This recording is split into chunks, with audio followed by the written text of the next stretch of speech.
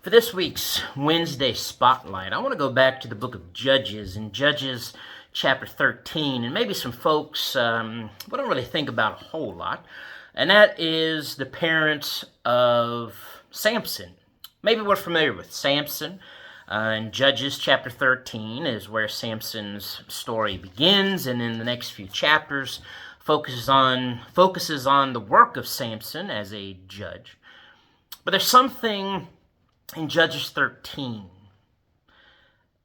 when the birth of Samson is announced to his parents, that really reminds me of something important for us today as parents. I'm going to look at this with you. In Judges chapter 13, beginning in verse 1, that again the children of Israel did evil in the sight of the Lord, and the Lord delivered them into the hand of the Philistines for 40 years, which brings us to God preparing Samson to come and to be judge and to deliver the people.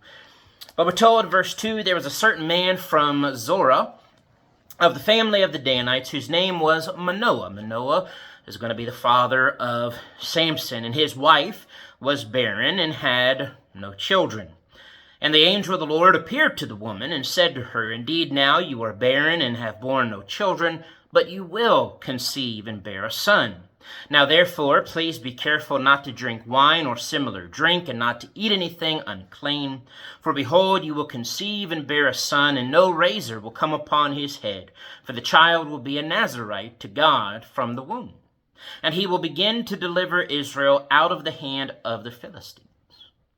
So the woman came and told her husband, saying, A man of God came to me, and his countenance was like the countenance of the angel of God, very awesome. But I did not ask him where he was from, and he did not tell me his name. And he said to me, Behold, you will conceive and bear a son. Now drink no wine or similar drink, nor eat anything unclean, for the child will be a Nazarite to God from the womb to the day of his death. Well then, notice this, verse 8. So after Manoah's wife comes to him and tells him what has happened, the first thing Manoah does, as far as the text tells us, it says, Manoah then prayed to the Lord and said, O my Lord, please let the man of God whom you sent come to us again and teach us what we shall do for the child who will be born. Manoah prays to God, asking to send the man of God again to teach us what we will do for the child who will be born. We'll come back to that.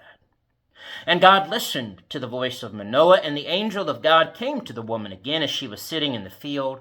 But Manoah, her husband, was not with her again.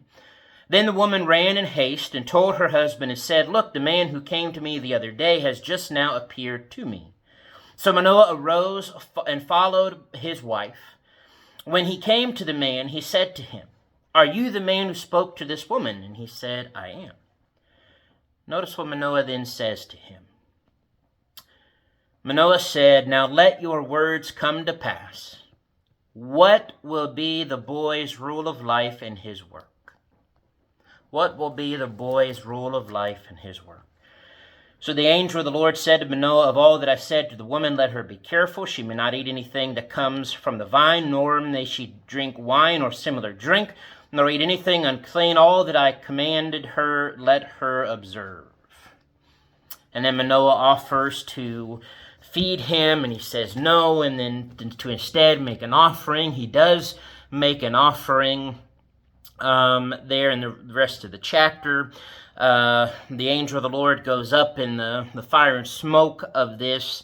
As he says, let's see, verse 19. So Manoah took the young goat with the grain offering and offered it on the rock of the Lord, or to the Lord. And he did a wondrous thing while Manoah and his wife looked on. It happened as the flame went up toward heaven from the altar. The angel of the Lord ascended in the flame of the altar. And when Manoah and his wife saw this, they fell on their faces to the ground. And when the angel of the Lord appeared no more to Manoah and his wife, then Manoah knew that he was the angel of the Lord. And Manoah said, We will surely die because we have seen God. But his wife said to him, If the Lord had desired to kill us, he would not have accepted a burnt offering and a grain offering from our hands. Nor would he have shown us all these things, nor would he have told us such things as these at this time.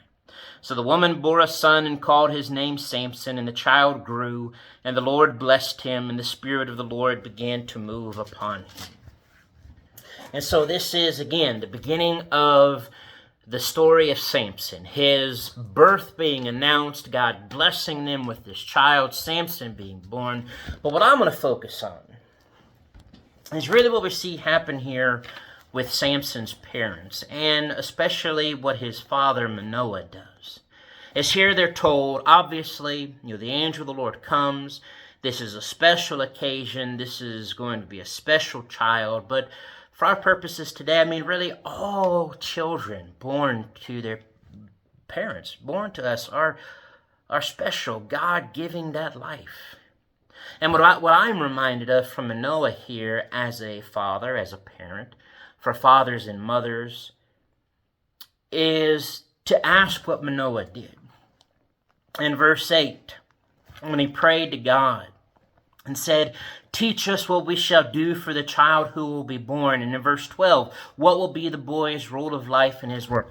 What we have got to do as parents is we have got to ask the same and similar questions of God. When we prepare to have children, when we prepare to bring children into this world, and as our children are growing up, we need to be praying to God, seeking Him and His Word and His will.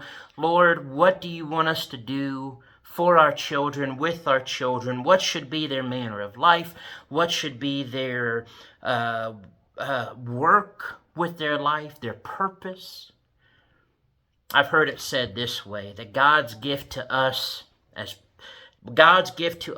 are our children. God blesses us with the children we bring into this world and into our lives. Our gift in return to God is to give those children back to God, to give their lives to God. And so as parents, we need to know from God, how do we do that?